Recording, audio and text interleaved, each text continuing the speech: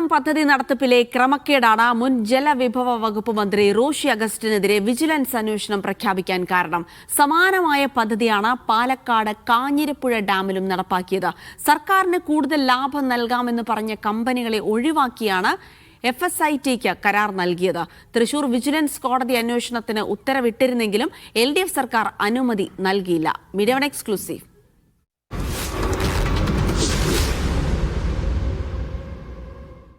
കാഞ്ഞിരപ്പുഴ ഡാമിന്റെ ഉദ്യാനവും സമീപ പ്രദേശങ്ങളും അടങ്ങുന്ന 54 ഏക്കർ സ്ഥലം 30 വർഷത്തിനാണ് ടൂറിസം പദ്ധതി നടപ്പിലാക്കുന്നതിനായി സ്വകാര്യ കമ്പനിക്ക് ജലസേചന വകുപ്പ് പാട്ടത്തിന് നൽകിയത്. അല എന്ന കമ്പനി 10 മുതൽ 50% വരെ ലാഭവിഹിതം സർക്കാരിന് നൽകാമെന്ന് അറിയിച്ചു. വയനാട് ആസ്ഥാനമായി പ്രവർത്തിക്കുന്ന നെസ്റ്റ് എന്ന സഹകരണ സ്ഥാപനം 10 മുതൽ 30% വരെ ലാഭവിഹിതം നൽകാമെന്നും പറഞ്ഞിരുന്നു. എന്നാൽ വെറും 3% ലാഭവിഹിതം നൽകാമെന്ന് പറഞ്ഞ FSIT എന്ന കമ്പനിക്കാണ് ജലസേചന വകുപ്പ് കരാർ നൽകിയത്. ഇത് സംബന്ധിച്ച് തൃശൂർ വിജിലൻസ് കോടതി അന്വേഷണത്തിന് ഉത്തരവിട്ടിരുന്നെങ്കിലും അന്വേഷിക്കാൻ സർക്കാർ അനുമതി നൽകിയില്ല.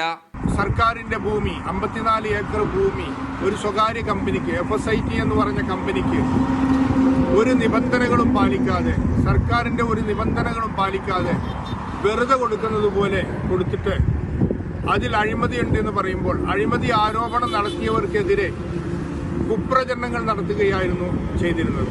5 വർഷമെങ്കിലും ടൂറിസം രംഗത്ത് പരിചയമുള്ള കമ്പനികളെയാണ് പദ്ധതി ഏൽപ്പിക്കേണ്ടത്. കരാർ നൽകിയ കമ്പനിക്ക് അതില്ല. Water theme park, children's park, glass bridge, canteen തുടങ്ങി എല്ലാ നിർമ്മാണ പ്രവർത്തനങ്ങളും കഴിഞ്ഞ ശേഷമാണ് കമ്പനിക്ക് ഉദ്യാനം കൈമാറേണ്ടത്. നിലവിൽ ഒരു ക്യാൻറ്റീനും പാർക്കിനകത്ത് 2 കടകളുമാണ് നിർമ്മിച്ചിട്ടുള്ളത്. പാർക്ക് കൈമാറും മുൻപ് തന്നെ സ്വകാര്യ കമ്പനി ടിക്കറ്റ് പിരിച്ചു തുടങ്ങിയിരുന്നു. വിവാദമായതോടെ ടിക്കറ്റ് പിരിവ് നിർത്തിവെച്ചു.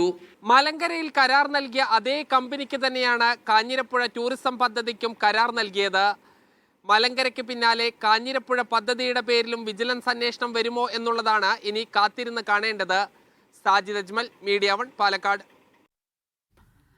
വിവരങ്ങൾ നൽകാനായി സാജിദ് അജ്മൽ തത്സമയം ചേരുകയാണ്. സാജിദ്, അപ്പോൾ മലങ്കരയിൽ വിജിലൻസ് അന്വേഷണത്തിന് ഉത്തരവിട്ടെങ്കിലും കാഞ്ഞിരപ്പുഴയിലേക്ക് വരുമ്പോൾ അവിടെ മലങ്കരയിൽ FSIT മാത്രമാണ് ടെൻഡറിൽ പങ്കെടുത്തതെന്ന് പറയുന്നു. പക്ഷേ ഇവിടെ അധിക ലാഭം നൽകാമെന്ന് പറഞ്ഞ കമ്പനികളെ പോലും ഒഴിവാക്കി FSITക്ക് നൽകിയതിലെ ക്രമക്കേടാണോ ചോദ്യം ചെയ്യപ്പെടുന്നത്? നിലവിൽ ആ പദ്ധതിയുമായി ബന്ധപ്പെട്ട് എത്ര മുന്നോട്ട് പോയി FSIT?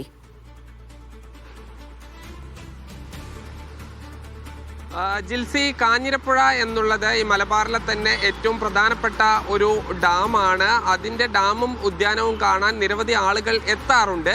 ഇവിടെയാണ് വലിയൊരു ടൂറിസം ഡെവലപ്മെൻറ്റ് നടത്താൻ ജലസേചന വകുപ്പ് ഈ കൊട്ടേഷൻ ക്ഷണിക്കുന്നത്. ഇതിൽ 3 കമ്പനികളും ഒരു സ്വകാര്യ വ്യക്തിയുമാണ് പങ്കെടുത്തത്. ഇതിൽ ആല എന്ന കമ്പനി ഈ 10 മുതൽ വിവിധ ഈ റൈഡുകളിലെ ലാഭവിഹിതത്തിൻ്റെ മിനിമം 10% മുതൽ 50 വരെ നൽകാമെന്നും, ഈ മറ്റൊരു നെസ്റ്റ് എന്നത് ഈ CPIയുടെ അധീനതയിലുള്ള വയനാട് ആസ്ഥാനമാക്കി പ്രവർത്തിക്കുന്ന ഒരു സഹകരണ സംഘമാണ്. ഇവരും ഈ ലാഭവിഹിതം 30% വരെ, 10 മുതൽ 30% വരെ നൽകാമെന്ന് പറഞ്ഞിരുന്നു. എന്നാൽ FSIT എന്ന കമ്പനി 3% ലാഭവിഹിതം നൽകാമെന്ന് പറഞ്ഞു. അവർക്കാണ് കരാർ നൽകിയത്. ഇത് സംബന്ധിച്ച് ഈ തൃശൂർ വിജിലൻസ് കോടതിയിൽ പരാതി നൽകുകയും തൃശൂർ വിജിലൻസ് കോടതി അന്വേഷണത്തിന് ഉത്തരവിടുകയും ചെയ്തിരുന്നു. നമുക്കറിയാം, വിജിലൻസ് അന്വേഷണവുമായി ബന്ധപ്പെട്ട് കോടതി ഉത്തരവ് മാത്രം പോരാ, അതിൽ വിജിലൻസ് ഡയറക്ടറുടെ ഉത്തരവ് വരണം. അതിന് വിജിലൻസ് ഡയറക്ടർ ഉത്തരവിടണമെങ്കിൽ സർക്കാരിൻ്റെ അനുമതി ലഭിക്കണം. അങ്ങനെ സർക്കാരിൻ്റെ അനുമതി ലഭിക്കാത്തത് കൊണ്ട് വിജിലൻസ് കോടതി ഉത്തരവുണ്ടായിട്ടും അന്വേഷണം നടക്കാതെ പോയ ഒരു സംഭവമാണ് കാഞ്ഞിരപ്പുഴയിലേത്. അവിടെ കൂടുതൽ ലാഭം സർക്കാരിനുള്ള കമ്പനികളെ ഒഴിവാക്കി കുറഞ്ഞ ലാഭം നൽകാമെന്ന് പറഞ്ഞ കമ്പനിക്ക് ഈ ടെൻഡർ നൽകിയതിലൂടെ അഴിമതി നടന്നു എന്നുള്ള ആരോപണമാണ് പരാതിക്കാർ ഉന്നയിക്കുന്നത്. എന്തായാലും മലങ്കരയ്ക്ക് പിന്നാലെ കാഞ്ഞിരപ്പുഴയിൽ നിലവിൽ തന്നെ കോടതിയുടെ ഉത്തരവുണ്ട്. ഈ പശ്ചാത്തലത്തിൽ വിജിലൻസ് അന്വേഷണം ഉണ്ടാകുമോ എന്നുള്ളതാണ് ഇനി കാത്തിരുന്ന് കാണേണ്ടത്.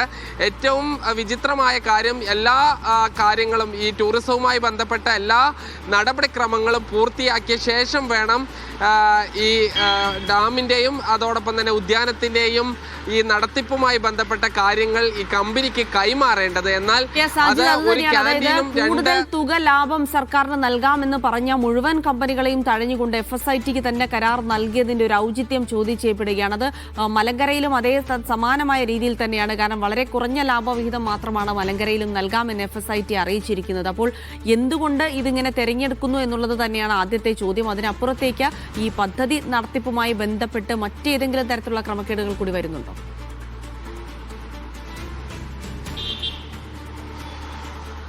ഈ ആരോപണമായി ഉയരുന്നത് ഈ സ്വകാര്യ കമ്പനികൾക്ക് വലിയ ലാഭമുണ്ടാക്കി ഈ കരാർ നൽകിയ ഉദ്യോഗസ്ഥരും ജനപ്രതിനിധികളും അതിൽ നിന്ന് അഴിമതി നടത്തുന്നു എന്നുള്ള ആരോപണമാണ് വരുന്നത്.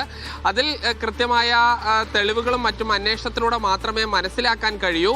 ഇതിൽ നഗ്നമായ ചില കാര്യങ്ങൾ നടന്നിട്ടുണ്ട്. അതായത് ടൂറിസം പദ്ധതി നടപ്പിലാക്കി സർക്കാർ ഈ ഹാൻഡ് ഓവർ ചെയ്യുന്നതിന് മുൻപ് തന്നെ അവിടെയുള്ള ടിക്കറ്റ് വരുമാനം ഈ സ്വകാര്യ കമ്പനി എടുത്തു തുടങ്ങിയിരുന്നു. പക്ഷെ അത് പിന്നീട് പ്രതിഷേധങ്ങൾ വന്നതോടുകൂടി നിർത്തിവെക്കുന്ന ഒരു സാഹചര്യമാണ് ഉണ്ടായത്. കാഞ്ഞിരപ്പുഴയിൽ ഈ ഡാമിന്റെ പരിസരത്തുള്ള 54 ഏക്കർ സ്ഥലമാണ് ടൂറിസം പദ്ധതിക്കായി നൽകാൻ കരാറ് ഉണ്ടാക്കുകയും ചെയ്തത്. ഇത് സംബന്ധിച്ച് എന്തായാലും വിജിലൻസ് കോടതി ഉത്തരവ് ഇട്ടിട്ടുണ്ട്. പക്ഷെ സർക്കാർ അതിന് അനുമതി നൽകിയിട്ടില്ല. LDF സർക്കാർ മാറി UDF സർക്കാർ വന്ന് മലങ്കരയുടെ പശ്ചാത്തലം കൂടി പരിഗണിച്ചുകൊണ്ട് ഒരുപക്ഷെ കാഞ്ഞിരപ്പുഴയിൽ കൂടി അത്തരം ഒരു അനുമതി നൽകാനുള്ള സാധ്യത ഉണ്ട് എന്നുള്ളതാണ് പരാതിക്കാർ പറയുന്നത്. ജിൽസി, ശരി.